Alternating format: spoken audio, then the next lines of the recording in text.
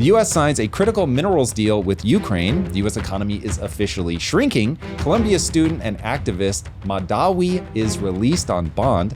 Sam Altman continues to push for proof of humanity as AI threatens to fake the world at every turn. And RFK has a gotcha on the soda industry as they lobby for SNAP benefits. Drew, let's dive right in. The U.S. is not playing around when it comes to pushing Russia to the table. Yeah, Russia came back with their terms to end the war. It was basically Putin's wish list. And now the U.S. just signs a minerals deal with Ukraine. So I think they're starting to apply a little bit more pressure to get to that peace deal. Yeah, I'll be interested to see how much Trump's rhetoric changes. He started throwing little hints that he's getting frustrated with Putin. But I have to admit, I am pretty impressed not getting what he wants on the Russia side for them to come, because we went through this in our last episode. The list of things that Putin put on the table starts with a non-starter from where I'm sitting, which is that the Ukraine would have to demilitarize, which is nonsensical. Yeah. When you've got an invading army literally inside your country, and then they're saying, we'll stop, but only if you demilitarize, to me is the same as saying, as soon as Trump is out of office, we're going to be right back here, but we'll be in a far better position because you won't have any ability to defend yourself. Exactly. And so if you've got Trump looking at that, and I am admittedly mind reading, I haven't heard him say exactly this, but I've heard him say enough things that this feels pretty comfortable. That, okay, cool. If you guys aren't going to come to the table with a serious offer, then we're going to move over here and we're going to negotiate this deal that we've been talking about forever. And as somebody who is very paranoid about us needing to break away from China in terms of our reliance on them supplying basically everything, having a minerals deal with Ukraine, I'm very happy about that. Now, the problem remains that we still, all of the refinement, essentially, it's like 95% is done in China. So we're going to have to find some long-term play there. But he really does seem to be making moves to shore things up. Whether he'll be able to do it in time is a totally different question, because the U.S. economy is an ice cream cone that is threatening to melt in the sun. I don't want to be that hardcore about it. But the reality is we're on a timeline that there is going to be disruption. Clearly, we're already starting to see it. And if he isn't able to get some of these other trade deals across the board in the near term, I think people are going to pretty rapidly lose faith. So we'll see. We'll see if he can get it done in time. Yeah. The deal is interesting and includes a $50 million military aid package. This is us supplying weapons and resources for the military of Ukraine. We also are doing a joint reinvestment fund that is going to invest in the reconstruction and the building up of Ukraine. And this is only off of the profits. This is not a debt obligation or anything onto Ukraine. That was one of the sticky points that one of the earlier deals fell through on. But one interesting thing I want to kind of circle and highlight is that this doesn't have a formal security guarantee. So although we are in deals with them, this doesn't mean that we are now militarily, contractually obligated to defend them or anything like that. However, it does kind of seem, if I'm getting my resources from you and I'm offering to rebuild, I do have kind of a shared interest, but just nothing is in black and white. I think that's kind of a gray area. Would you call that like a win for Ukraine or that? Well, honestly, yes, it's a win in terms of you've got the U.S. that's been signaling very clearly that they're going to pull back. If they pull back, that puts Russia in a much better position. Your only ally remaining is Europe. I think there are a lot of credible voices that are saying if Ukraine has to rely on Europe exclusively, probably not going to go well for them. Especially, you pointed this out in the last episode. It's like it's going to take them a while to spin up their ability to really help with weapons and defense, even though they are increasing the amount that they're spending. How long is that going to take to manifest as actual on the battlefield results? That remains to be seen. So for Zelensky and Ukraine to be coaxing the U.S. back into their onto their side is certainly a win. But when you're talking about $50 million, that is absolutely tiny. There was no universe in which the U.S. was going to agree to security guarantees during an active conflict, because that's the same as saying that we're going to join an ongoing war. Trump made it very clear months ago that that just wasn't on the table, not even something that he would contemplate. So I don't think that was ever going to happen. I think Zelensky's smart enough to know that, evidenced by him moving forward with this deal. He isn't going to go for that, or he understands that Trump isn't going to go for that. But when you look at what he was pushing back on, not wanting this to be a debt obligation, he's basically saying, I don't want Ukraine to be a rump state for the US any more than I want it to be a rump state for Russia. So we're not going to let you take profit from the mineral revenue streams that we already have, and we're not going to let this be turned into a debt obligation that we have to the US, which obviously would have been far better for the US, but would have been terrible for them. And so when Trump is talking about even the $50 million, my understanding is that that's coming out of the profits from anything in the future. So from what I've come across, it isn't clear whether that's saying it's coming from the profits it will generate or it's coming from the profits that they'll generate. But I would assume it's coming from the profits that Ukraine will generate from the deal of these new things moving forward. So we'll see. There's a lot of detail still to come on this. But it's an encouraging sign that Trump isn't hesitant to be very aggressive in his pushback, like real tangible pushback against Russia. Yeah, and it's good that U.S. and Ukraine are now working together, signing something. Hopefully that signals the end to this war. I think it's way too early to say that, but certainly it's putting Ukraine in a much better position because Ukraine has to have some leverage. They don't have the leverage from a military perspective. Nobody is eager to put boots on the ground. So it's not like they're suddenly going to have this reinforcement of troops. But they've got to be able to point to something. And U.S. was signaling so hard that they were willing to walk away from all of this. And it's one of those where I'm not a fan of populist moments. I'm not a fan of strongman rhetoric. But especially when I check my feelings against China, I realize you have to draw lines. You have to do some of this stuff. And so even though admittedly it does feel a little bit icky to say, we'll let you hang in the wind, Ukraine, even though you were a sovereign nation that was invaded by another nation. We've talked before about, did the US push this with moving of NATO? But nonetheless, Russia invaded a sovereign nation. And Trump was clearly willing to walk away. I did not like the way that made me feel. But like at some point, you do have to say, this has got to be a deal that makes sense for us. And he's got to show that he's also willing to be as dismissive, maybe isn't the right word, but it feels directionally correct, against Russia. Fine, you're not going to come to the table, fuck you. Like, we'll do something with these guys, and then we're going to, because we have a conjoined financial interest, we're going to make sure that these mineral rights are protected. And if I'm aware of what I think is a very logical and realistic narrative that, dear Putin, I am going to move away from China. Dear Putin, I'm going to use, you or Ukraine, you had your shot, you took a pass, so cool. Now I've got my deal with Ukraine. Now I care a lot about making sure that I continue to have the unfettered access to this deal that I'm going to need to separate myself from China. So if I'm Putin and I'm going, okay, Trump's unpredictable and he's got very big incentives to actually make a deal like this with one of us, this either becomes a negotiating thing where it's like, okay, I'm Putin. I don't want you to do the deal with Ukraine. So I'm going to come in and say, hey, look, do the deal with me. I'm going to give you way better, a way better deal. I'm the far bigger country. I've got far more resources than Ukraine.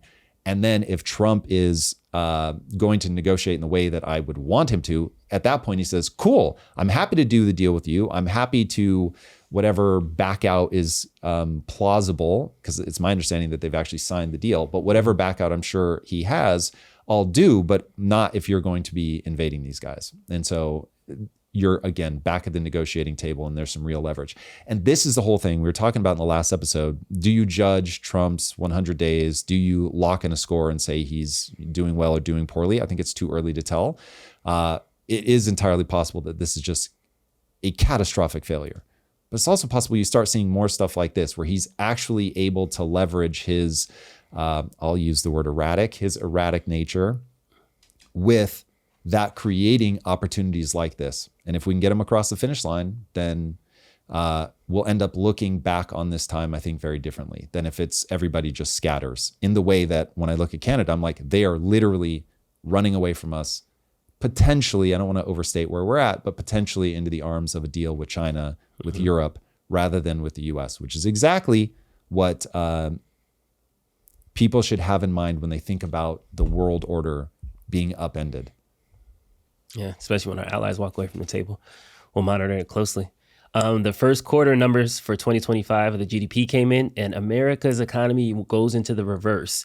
We dropped 0.3 in the first quarter. That's slower from the 2.4 rise we experienced in Q4 of 2024, and much lower than the 0.8 that economists projected. I'm going to read this paragraph because it was tricky and it got me tripped up in the prep. But the economy's decline in the beginning of the year was driven by a wider trade deficit, a result of America's front-running purchases to beat Trump's tariffs and cutbacks in government spending, according to a release. Imports skyrocketed from negative 1.9% in the fourth quarter to 41.3% in the first 3 months of the year. Meanwhile, exports registered a 1.8% rate. I like this graph because it makes it a lot simpler for me. It seems that when Trump announced tariffs, a lot of businesses and companies went to front load their purchases to try to avoid it as much as possible, thereby causing our GDP to kind of upside down.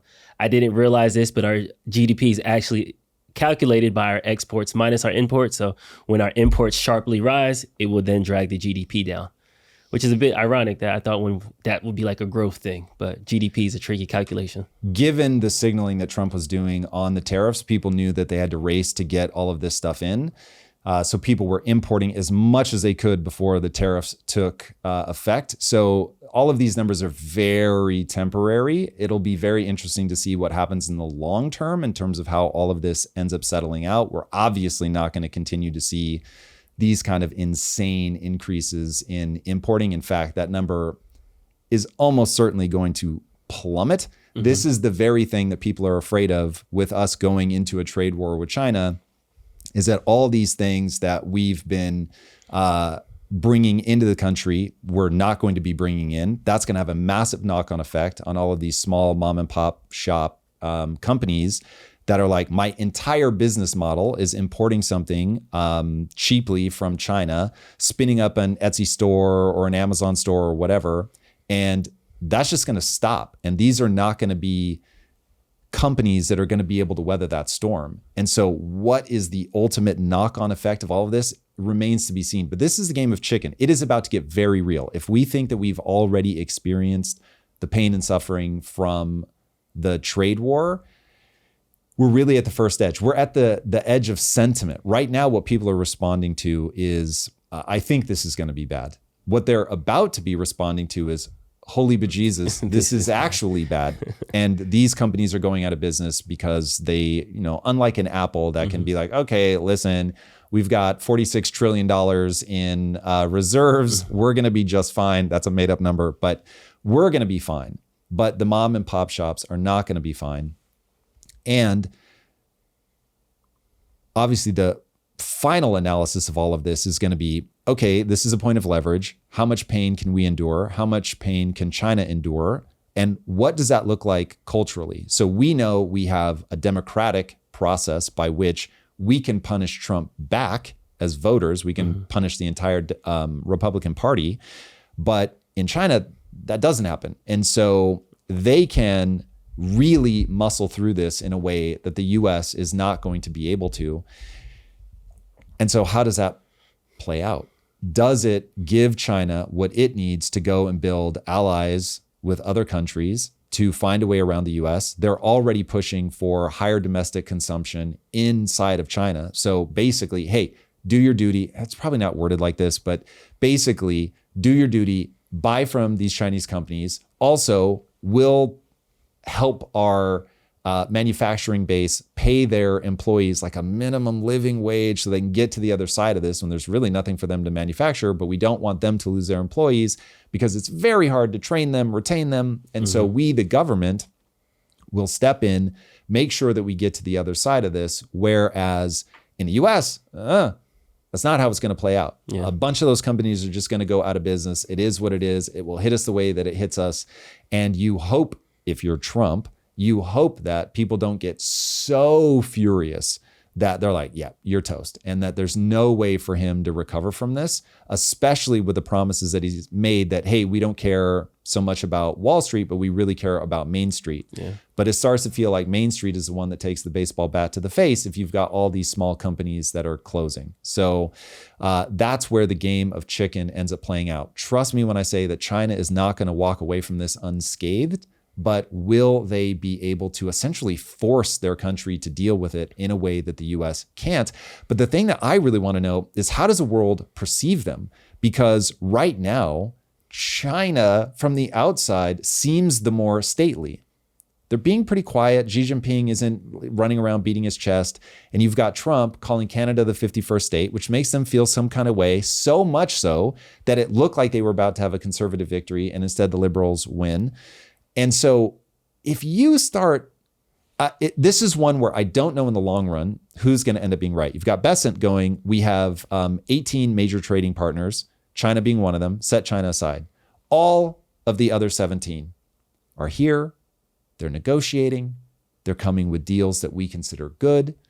We're going to have no problem. We're going to get all 17 of these guys lined up. Or I look at Canada, and Canada's like, what? Like, we are saying as loud and clearly as we can, fuck you. Like, no, we're not going to play this game. And we're going to build a trading world in which we're not reliant on the US. Mark Carney, in his acceptance speech, said the days of us moving in lockstep with the US are over. That's a paraphrase. But it's like, we are looking for trading partners other than the US. That's who's now running Canada. We fucked around and found out, didn't we? We don't know yet. That's the thing. I want to be very clear. Like, I don't know I don't know how it's going to play out. I can articulate what I think Trump is doing based largely on the things that he's saying out loud. So it's not like I'm doing a whole bunch of mind reading, but it's just a question of, in the final analysis, how does it work out? Because every punch you throw, people counterpunch. Yeah. And so you can create rhetoric around this is how this is going to play out.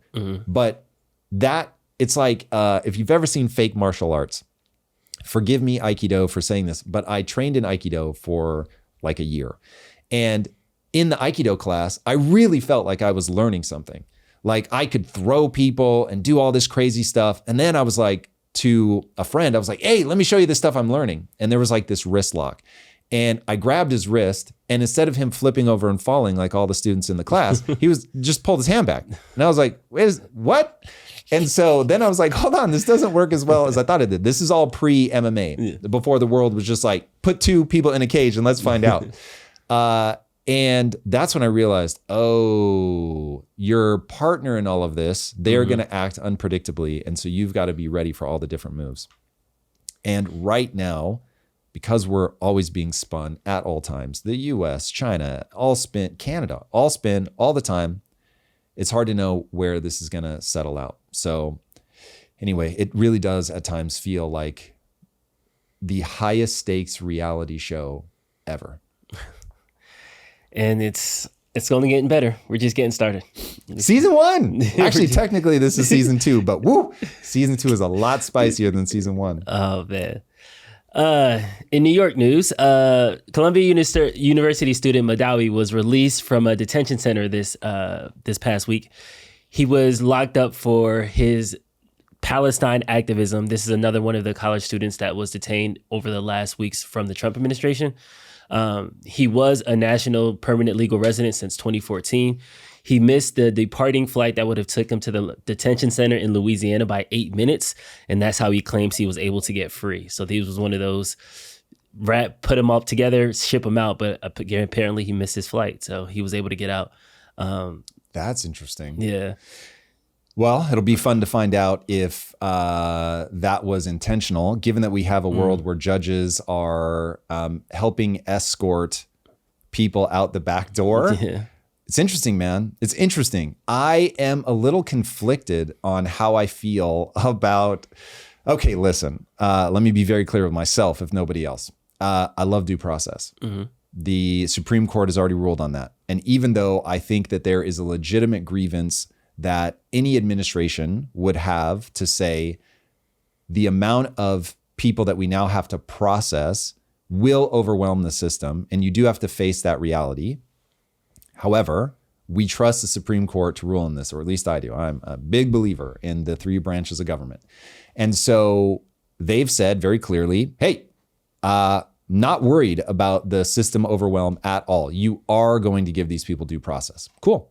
Is from where I'm sitting, that's loud and clear from the rulings that they have put forward. And so without defending the person that helped escort what appears to be a pretty gnarly criminal out the back door, I don't know enough about the claim of missing the flight by 8 minutes to know if just natural things happen and whatever. But the Supreme Court's been very clear. These people deserve due process. And I do think, to the point, this is a complicated immigration issue, because I don't necessarily think that former gang members, alleged gang members, are in the same category as university protesters. People who are fighting for Palestinian human rights isn't the same as, supporting Hamas. So there is a level of gray between all of these immigration cases. Let's just do it at the level of thought experiment so we don't derail into, but that's not what happened. If he's pro-Hamas, I, for one, do not want that person to have a green card, because I think culture matters. I think you have to defend your culture. If a citizen is doing it, yep, cool. It is what it is. Freedom of speech, do your thing. Now I'm saying that as somebody who has a green card holding wife. So I understand that this is a policy that could come back to bite me in the ass should my wife clap back at the US in a way that from a cultural perspective, we don't want to see. So you do need to protect your culture. But to your point, if this is somebody that is simply saying, we need to stand up for human rights, I believe the way that the US and Israel, I mean, obviously the real beef is Israel, but a lot of people will put the two together. This is a grotesque injustice and somebody needs to stand up and speak about it. Those to me are very different things. One is a known terrorist organization, and showing support for them, for me, is not the kind of person that I want to invite into the country. If, on the other hand, this is somebody that is standing up for human rights, that to me is perfectly in line with American values. Yay, cool. But that is going to be a debate that has to happen in public, where we have to decide, like, what are we doing here? Is there a difference between a green card holder and a citizen? Yes or no? That'll be debated. I've put forward my ideas, but I would want them to be debated. This is not something where I want people to just be like, well, he said so. And then, is there a difference between standing up for human rights and standing up for a terrorist organization? And look, I think that is a worthy debate. When you look at the old school ACLU defending Nazis' right to march through a neighborhood of concentration camp survivors, which I was totally for, versus going to bat for Hamas, to me, that's a question of citizen versus non-citizen, and the need to protect your cultural value set. But it's such a different moment. So I'm saying all of that on the back of mass immigration. I'm saying that on the back of watching Europe and what's happening over there. And so it's one where it feels like a debate that's worthy to be had. And P.S., by the way, I am very open to, as this debate happens, I look at it and go, yeah, you really do just have to let whatever debate, anybody, it's not my take now, but I want to see this debate happen with the brightest minds around. I think that that's going to be a really important inflection point for us moving forward. Yeah, and that conflict has no signs of dying down, so I think this is just getting started. We'll get back to the show in a moment, but first, let's talk about one of the most valuable advantages in content creation: speed. The faster you go from idea to edit, the more content you can win with. Opus Clip makes that instant. If you're building a brand or running a business, you already know content is not optional and you need a system. But for a lot of creators, that system breaks at the editing stage. Opus Clip's AI-powered editor gives you pro-level video output without the bottlenecks, budget, or burnout.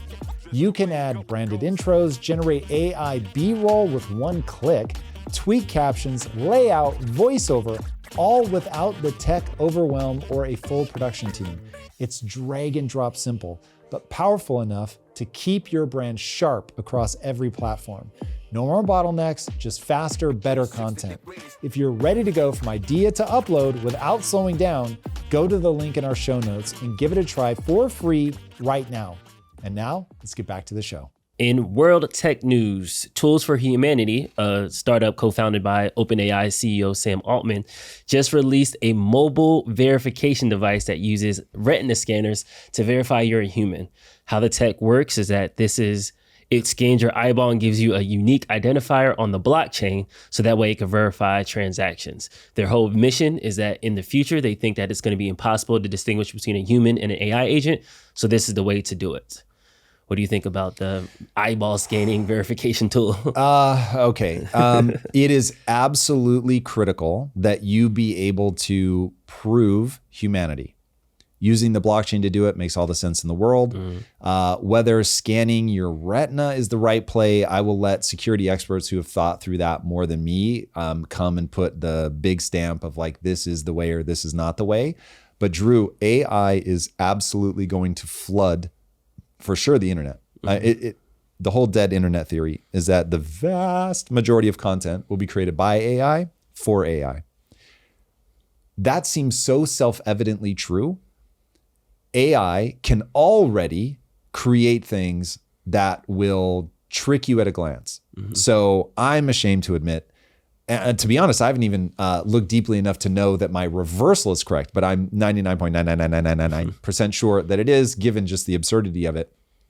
But I saw a quick video of people in Chicago, homeless people, putting tents on top of buses. And so there's an algorithm in my brain that was like, oh, in developing nations, you'll see a lot of people traveling on trains on the top. So my brain was like, plausible, check.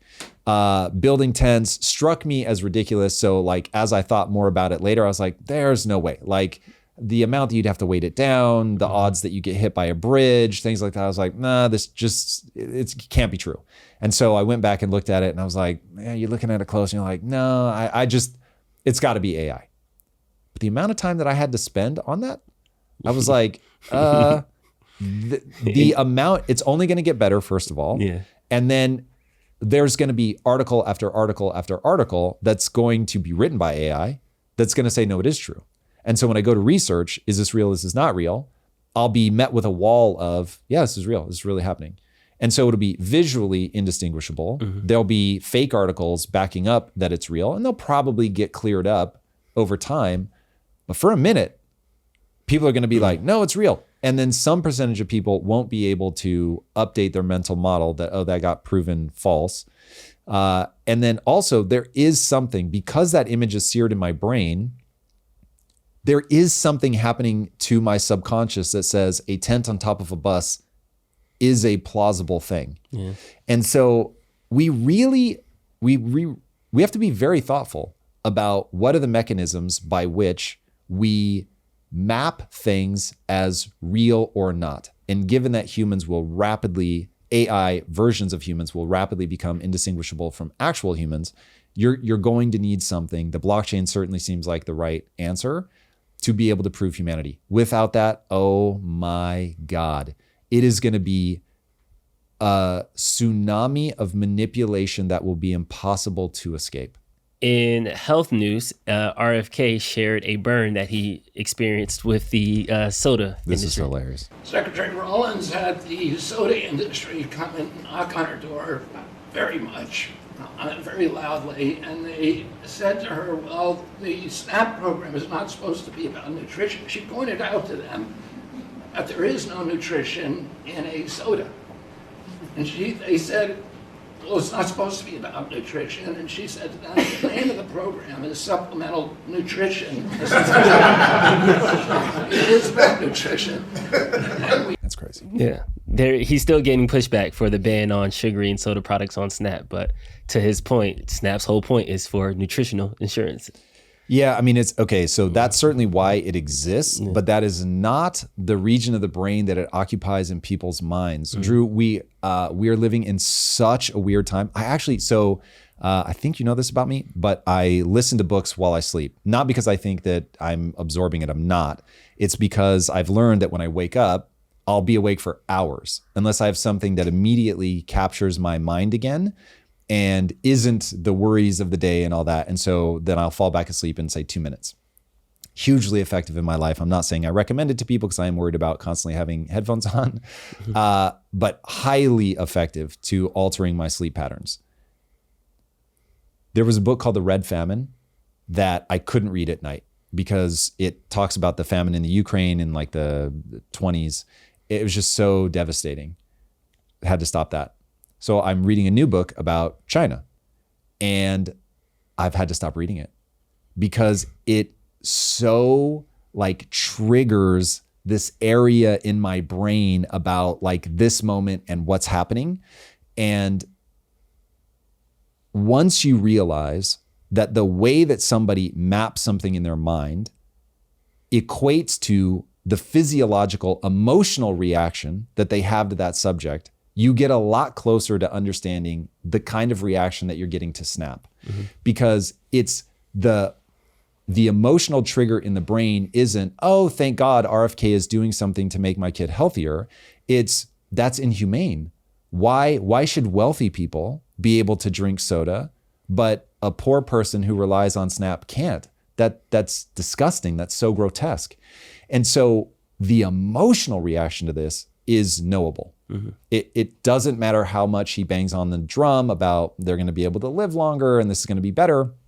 The mapping that people have in a modern context is everyone should have everything.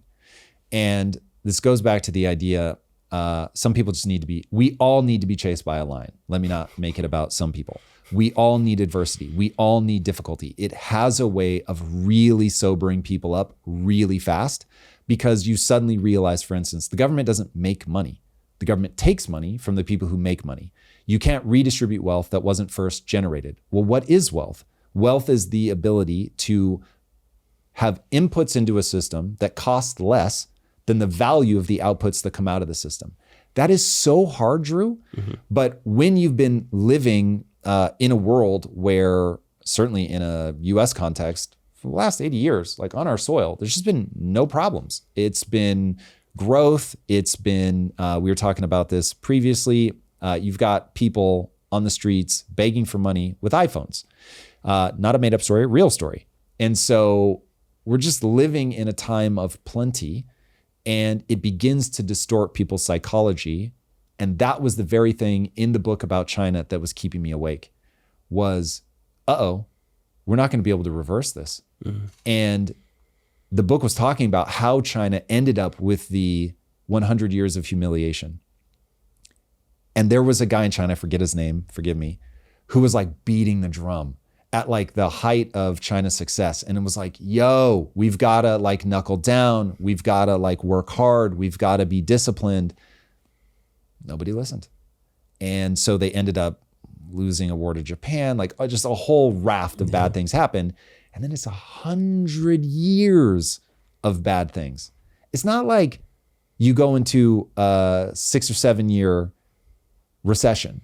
It's not even like you go into a 10 or 11 year depression. You go into 100 years of humiliation. Jeez. And so I was just like, I feel a lot of those very similar things happening here in the US, where things have been so good for so long that even something like don't allow soda to be the thing that people are spending their SNAP dollars on.